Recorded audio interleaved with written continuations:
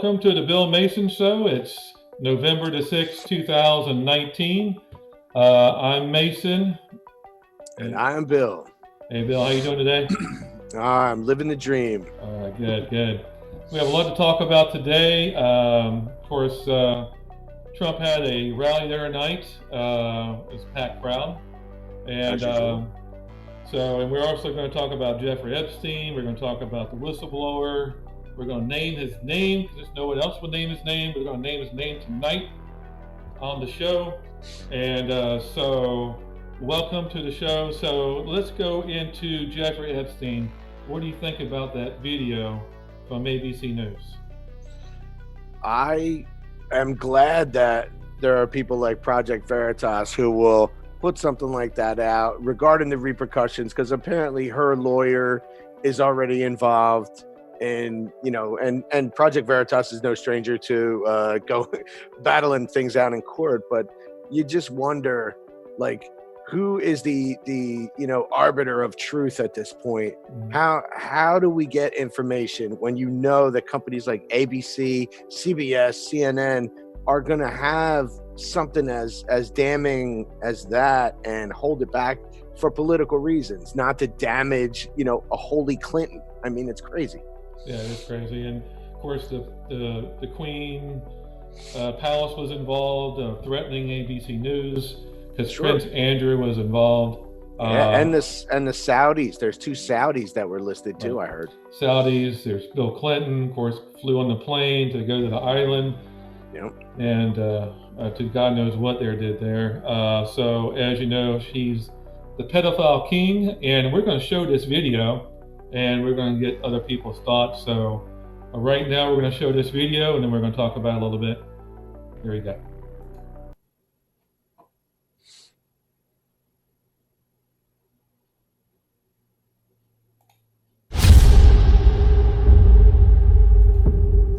I've had the story for 3 years. I've had this interview with Virginia Roberts. We would not put it on the air. First of all, told, who's Jeffrey Epstein? No one knows who that is. This is a stupid story. Then the palace found out that we had her whole allegations about Prince Andrew and threatened us a million different ways. We were so afraid we wouldn't be able to interview Kate and Will that also quashed the story. And then Alan Dershowitz was also implicated in it because of the planes. She told me everything. She had pictures. She had everything. She was in hiding for 12 years. We convinced her to come out. We convinced her to talk to us. It was unbelievable what we had. Clinton. We had everything. I tried for 3 years to get it on, to no avail, and now it's all coming out, and it's like these new revelations, and I freaking had all of it.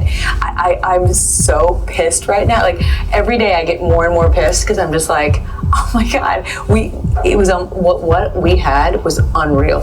Other women backing it up. Hey, yep. Brad Edwards, the attorney, 3 years ago, saying there will come a day when we will realize Jeffrey Epstein was the most prolific pedophile this country has ever known. I had it all 3 years ago.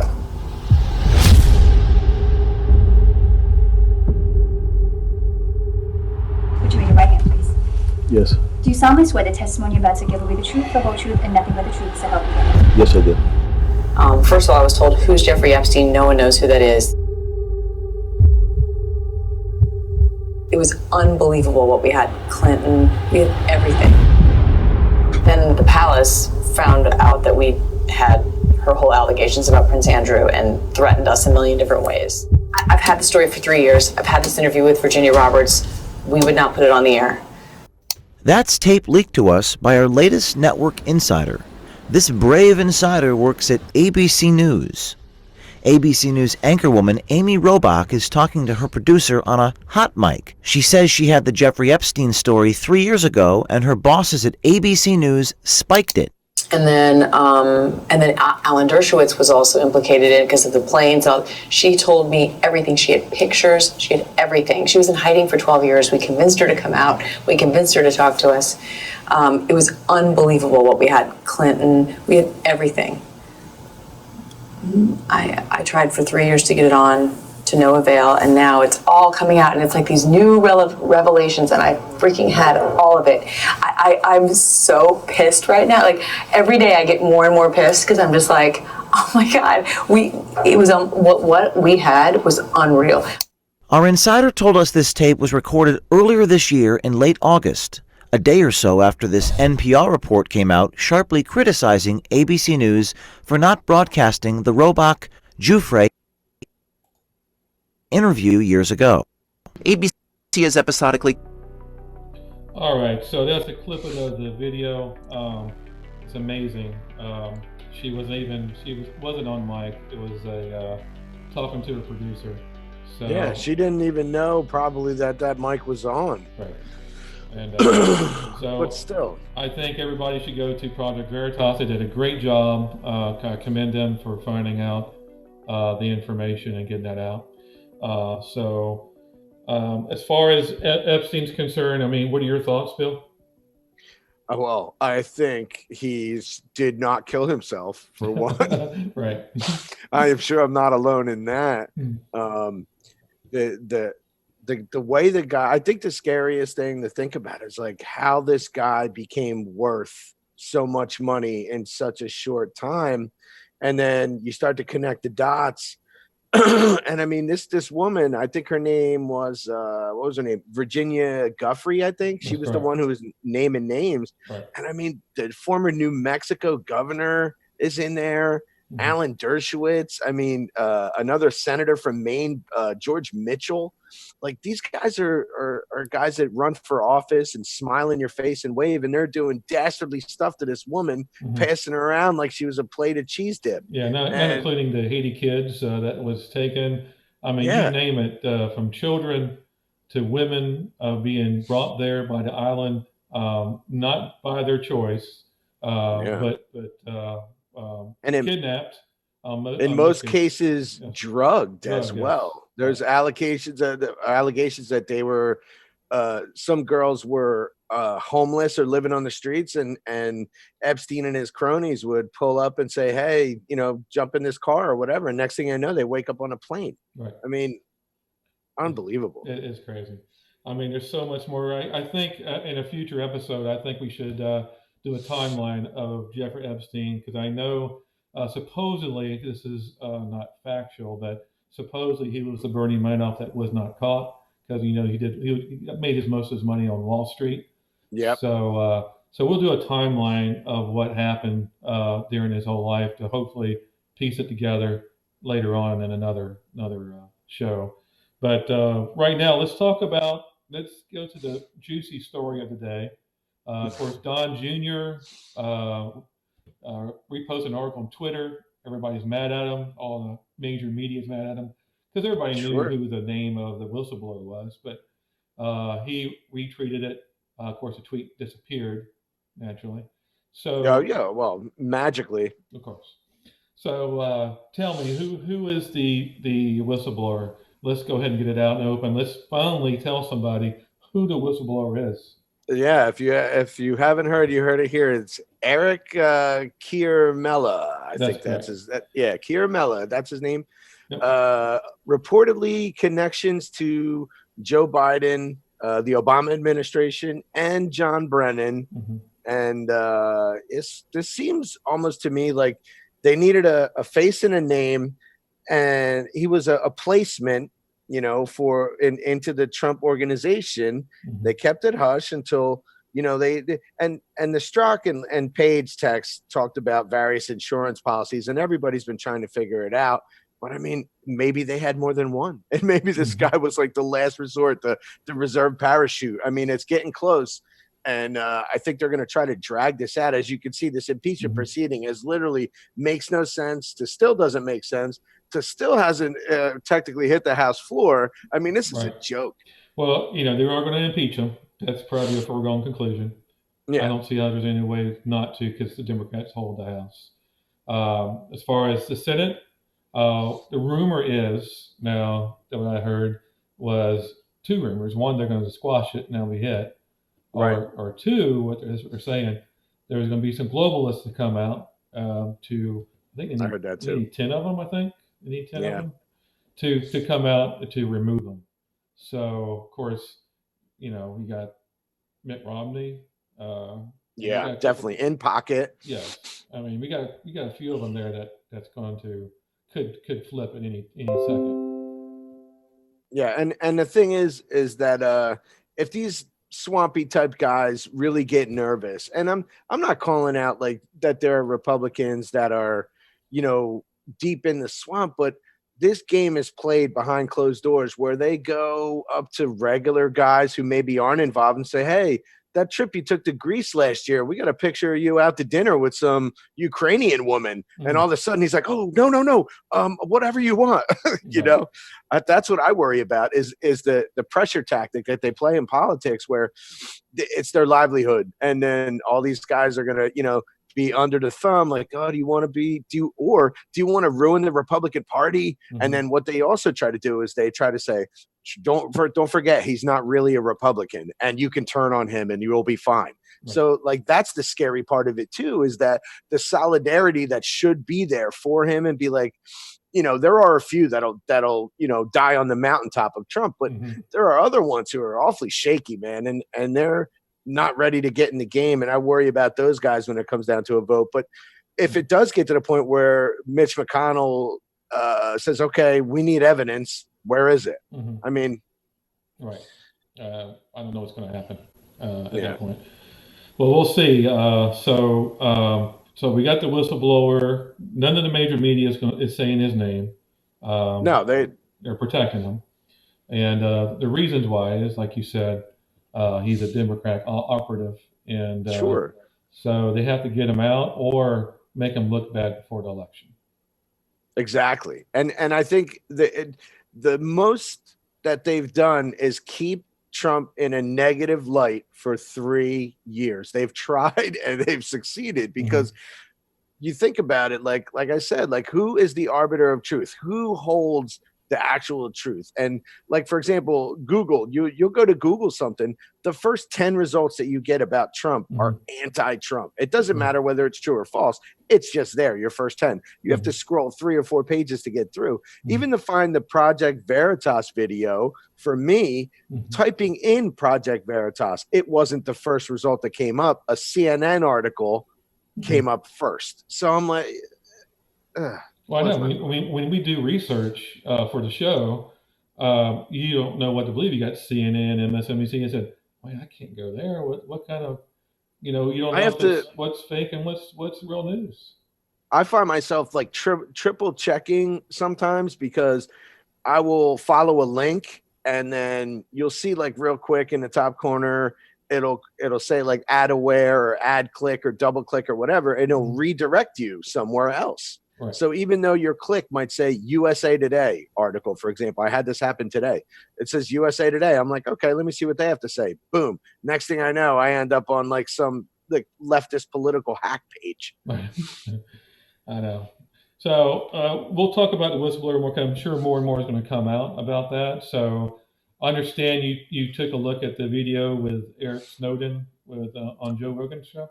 Yeah, Snowden is such a eye opener. And while we're talking about whistleblowers, I mean, it just goes to show that it depends who you're blowing the whistle on, how much protection you'll get.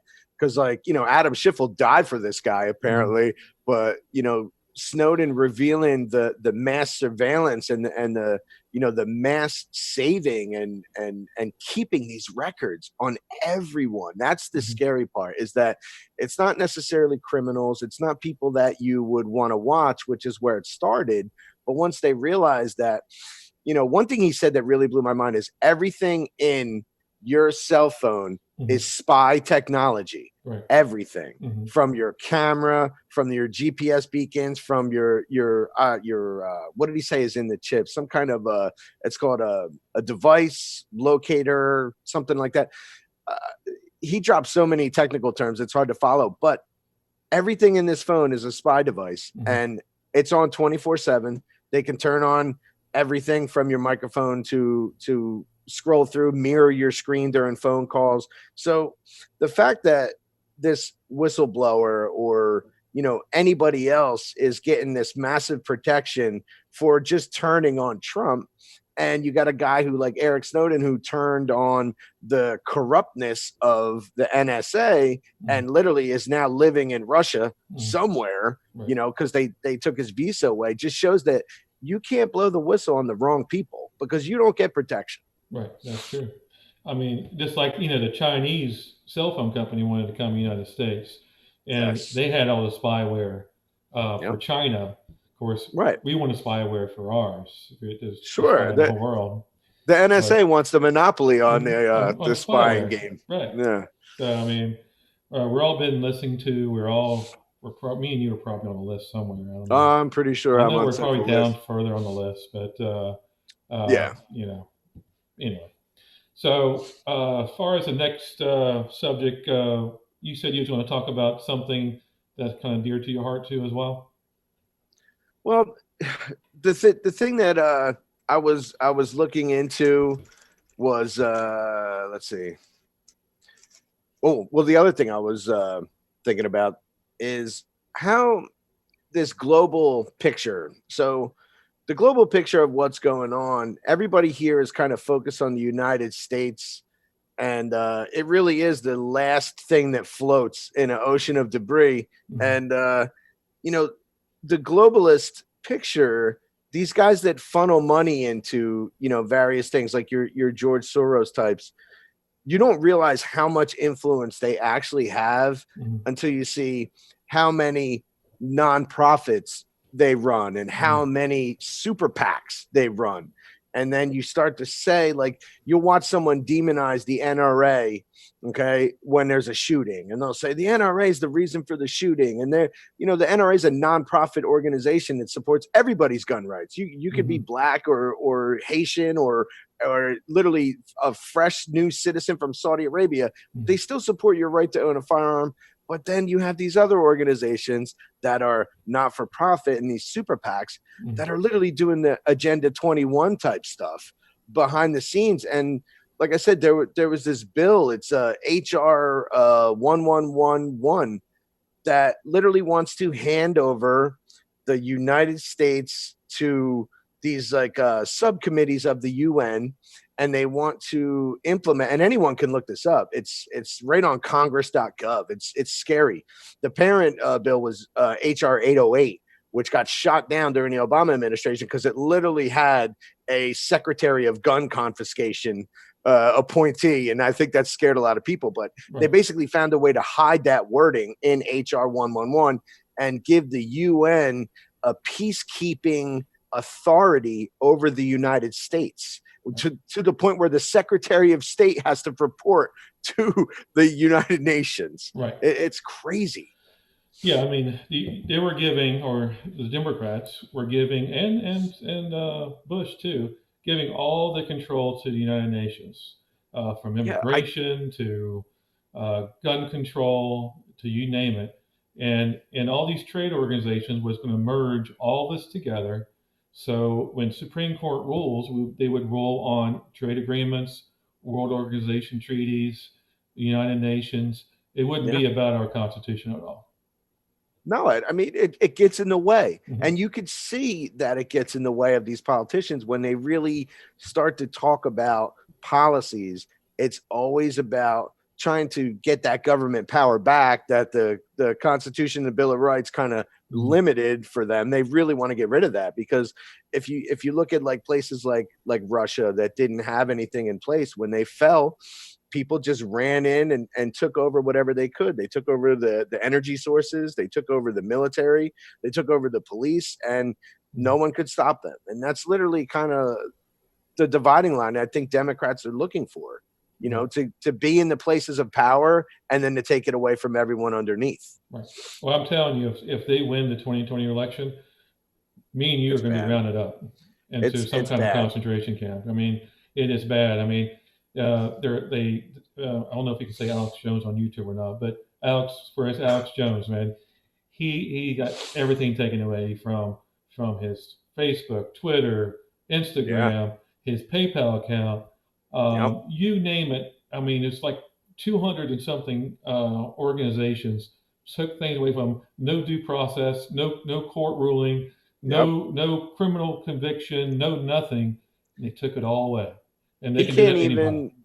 He cannot even. He was on Joe Rogan as well. He cannot even process Visa and MasterCard through his website, through PayPal, through anything. So they're trying to eliminate him, Completely. in every way, so he can't make money. And he's like Alex Jones said on the Joe Rogan, he said they won't stop until I'm digging a hole somewhere on the side of the road, like trying to make money. Well, I know. The last time, about 6 months ago, they were talking about him, and they mentioned his name. YouTube paused the live broadcast, and because you couldn't say his name. It's like Facebook. It's like Beetlejuice. Yeah, no, Facebook. You type in his name, and you use a terms of service violation. Yeah, so you can't even say somebody's name. It's a social media curse word. Yeah, right. It's like, oh well, Alex Jones, you. Yeah. Try not to say his name too much. I mean, they're gonna. Okay. They might just get his video off the air. But anyway, so all that's crazy. And that's part of, not to get the religious side of it, but far as, in Revelations that, they won't be able to buy or sell. I mean, that is it. I mean, they're going to not like the way you talk, the way you speak, the way, your wording, and they're going to take you off the air and you're gone. Yeah. You literally won't be able to live without some form of, a genuflect of some sort or the mark, exactly. Just accept it. Right. Because, the other thing I want to talk about real quick is about, what's his name? Wow. Why do I draw a blank when I start thinking of a million things?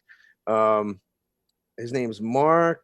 What's he at? He just, no, not Zuckerberg. No, he's a cool guy with the British accent on Fox. Okay. I gotta find him.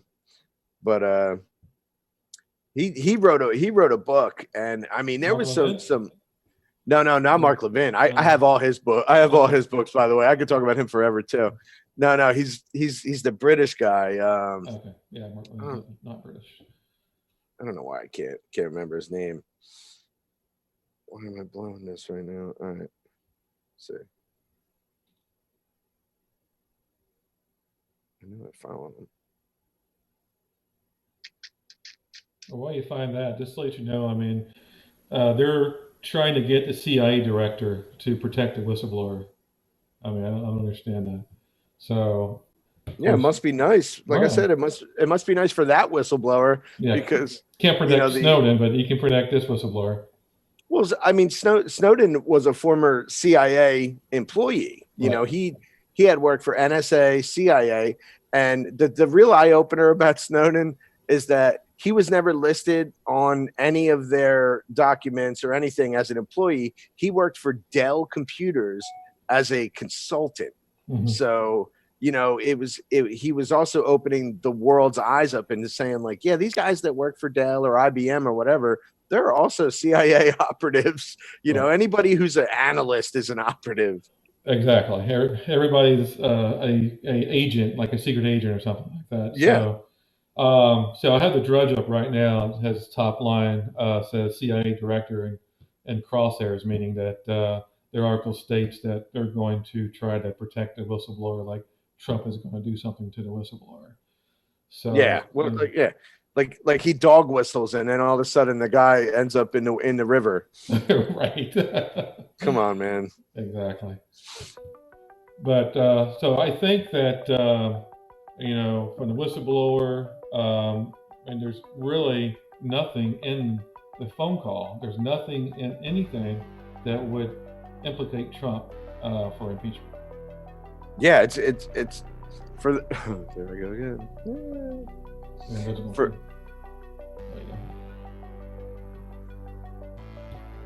You look pretty good with flag.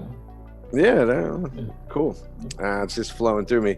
But what I was going to say is that they're digging pretty deep to attempt to make something out of a regular phone call. Like the other thing, actually, I think Mark Levin was talking about it. It's the executive branch's job to be like the foreign policy emissary and to make foreign policy. Basically, that's his job. How he does it is not up for debate.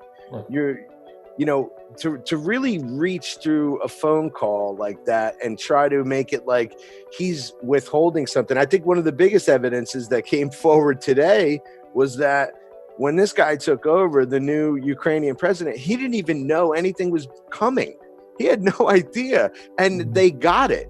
So he didn't withhold anything. Realistically, it might have been on pause, but like we said before, when you have a regime change, I mean, if Somalia got a new dictator and we were supposed to send them helicopters, I would want to hold them up until we find out if this guy's a lunatic or not. Right. I mean, that would just make sense. But anyway, to ask for an investigation into something that was squashed illegally, and that Biden's on record in a Council of Foreign Relations board bragging about, okay, that he got an investigation shut down. So realistically, where is Trump going other than just, hey, can you reopen an investigation? Whether it's his opponent or not, it's still corruption. He's still enriching his family, right. And for the only purpose, $100,000 a month. Yeah, for the only purpose is to get a direct line to the United States. I mean, it's obvious. I mean, the dude's not the brightest bulb. I mean, he got thrown out of the Navy for snorting cocaine off of, a mirror in front of like hundreds of people. Yeah. Well, I think we should do maybe a 45-minute-hour program just on Ukraine. It's that big. I mean, from before the coup all the way up to now. I mean, there's so much information. We couldn't do it in 30 minutes. No, it's and it's hard to water it down. Like I was talking to you earlier, it's hard to water it down and make it palatable, because once you start naming those names and going into all these pronunciations, you really lose it, and you're trying to figure out who's a player and who's connected and who's not. And it's like watching, I don't know, if I watched the Japanese national baseball team, I wouldn't know one guy from another, but I could still watch the game. And I think that's the hardest thing, is to explain to people what the game was. And I think the game was a little darker than they let on. Right. I think it was a huge money laundering operation. I mean, that's what most people are coming up with, that it wasn't only Biden's kid. Other people were profiting off this too. Right. Oh, yeah, a whole bunch of people.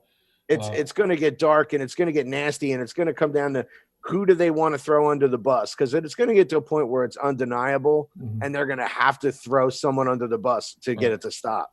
Yeah, and it could be Hunter Biden to be thrown under the bus. Yeah, he seems the most expendable at this point. Yeah, I think so. I mean, I'm sure his father probably wasn't like that, but they did the deed. So yeah. Anyway, so what we're going to do? So we're going to come back on Friday. We're going to have a special guest on Friday. He went forward to that. Yeah, so we're going to have a Bernie supporter that went to a Trump supporter. We're going to see what his thoughts are, and then next week we are going to do a 45-minute to an hour program just on Ukraine. We're going to show you from start to finish on what's going on, so people can understand, and then we might even do one in the next weeks at all for Jeffrey Epstein too, from start to finish. So we'll have that for people to watch. So, yeah, that's a deep tank to swim into too. That Epstein stuff. Oh, that could be 3 hours long. Yeah, it's pretty deep and dark. Yeah. So, any last thoughts? Oh no. Anyway, what I was thinking of, I couldn't remember his name, but he was talking about the most popular name in England in 2017 is Muhammad. Yes. And he was talking. Yeah, you heard about that? Okay. Yeah. And he was talking about how this guy John Cleese, who's from Monty Python, he tweeted out London doesn't look like an English city anymore. And he caught such hell for it. And all he was doing was being honest. And I think they banned him from Twitter for saying that. And well, listen to this. Listen, let me tell you something. I went to London last year, and we got a hotel. It was by Harrods. You know what Harrods is? The big department store. It was Princess Diana's, what's his name? Dodi Fayed's father's Harrods? Yes. Okay. Yes. So I walked by myself. It was like, I don't know, 5 blocks away to Harrods. So it was during the day. Everybody else in my entourage was tired. They went 12 hours of flying. They didn't want to walk down. They didn't want to go out. Right. So I walked there by myself. So I walked down there. I think I look like American. I guess I can look like I'm Arab. But anyway, I walked down the street. The place was packed full of people. Right. And everybody I walked by, they looked at me strange. And they were all Muslims. They were all right. Their name probably Muhammad. I don't know. But they were all Muslims. And I don't have any problem with Muslims. I have friends that are Muslims. I don't have a problem with Muslims. But the problem is that, they looked at me kind of like, kind of weird, like you didn't belong. I didn't belong.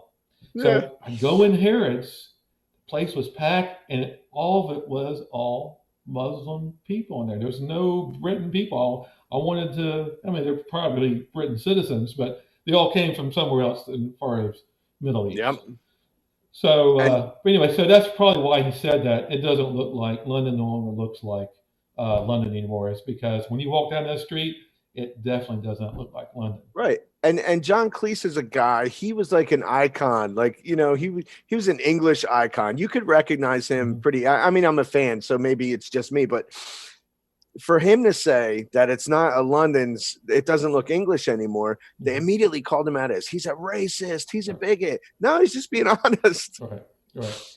I mean, it's fine to have groups of people come in the country, but when you have loads and loads of people and changing the culture, that's another thing. You don't want to change the culture of the country.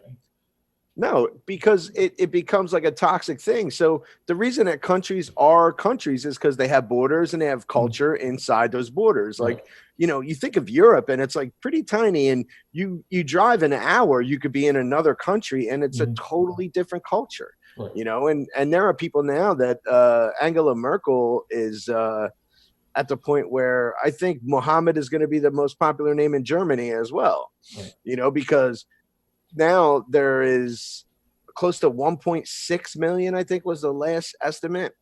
And they call it German flight. The guy that I was listening to today says they're moving to Belgium and they're running because Germany didn't handle it well. So where Germany dropped the ball was that they would basically come into Brandenburg Gate, which was a formerly beautiful train station, like almost like a wonders of the world beauty. And now there's people sleeping in there. They're actually buying cots and bunk beds and wheeling them into Brandenburg Gate and living there. Right. So people are like, yeah, I'm out of here. I'm leaving. Yeah, that's crazy. I mean, they're moving to Poland. Poland's a patriot country, patriot cars for Poland people, and then Hungary too as well. They're they're not letting as many immigrants in or any at all. Which, but what I was going to say is, like, everybody wants to think that this mass migration and this movement of people. There's got to be a source. It's kind of like with your body. Like, do you treat the symptom, like the headache, or do you try to look like, oh, maybe I have high blood pressure? What I mean? Well, they all came from Syria. I know. Erdogan, let them through. I mean, the best place they should win was to Turkey. That's their own type of. Did you hear about that? So I could talk about that too. So Erdogan struck a deal with Greece. Greece has to pay Erdogan or Turkey money to stop sending boats full of refugees. They actually struck a deal. They said, look, if you pay me X amount of dollars, I will stop letting the boats go to Greece. And apparently that did happen because the boats to Greece are now coming from North Africa instead of Turkey. So apparently that deal worked for Erdogan. He found a way to make money off of the exportation of people. Yeah. Unbelievable. I don't know what we're going to do about him. Anyway, so that's another subject. All right, so we're going to sign off for today. I appreciate you watching us, the Bill Mason Show. Please subscribe, and we'll look for you in the next few days. Yep, we're getting better.